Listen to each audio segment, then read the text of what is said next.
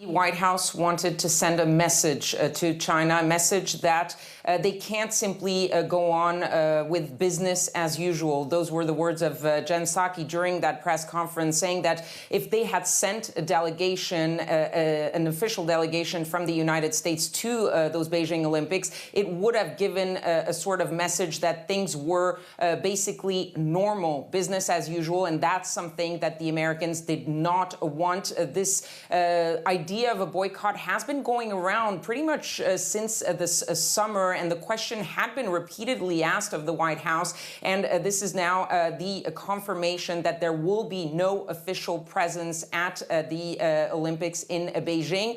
As we heard Jen Psaki saying, it's not going to affect the athletes because the White House believes that these athletes have been training for a couple of years, and they deserve to be able to go and compete at these Olympics. Now, some lawmakers, both Democrats and Republicans, had wanted and pushed the White House to go even further than just a simple diplomatic boycott, but sort of push companies and even maybe fans not to go, not to participate in these Olympics. That so far is not happening. The question is, how will U.S. companies deal with these Olympics? There are a lot of Olympic sponsors that are U.S. companies. There will be American fans going to China to support American athletes.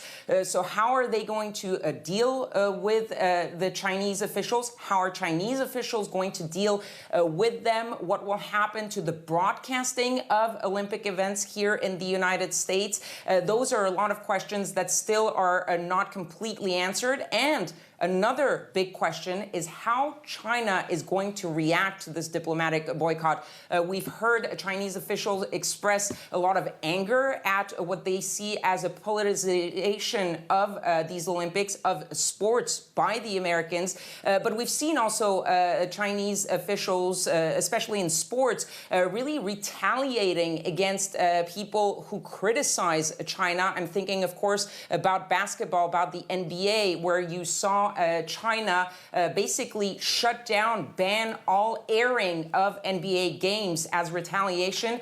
What will they do to retaliate against the Americans with this diplomatic boycott is another issue, and it's probably going to take a few days, weeks to see how these two countries are going to deal with this big event, this global event that is sort of spotlighting also the tensions between the two countries.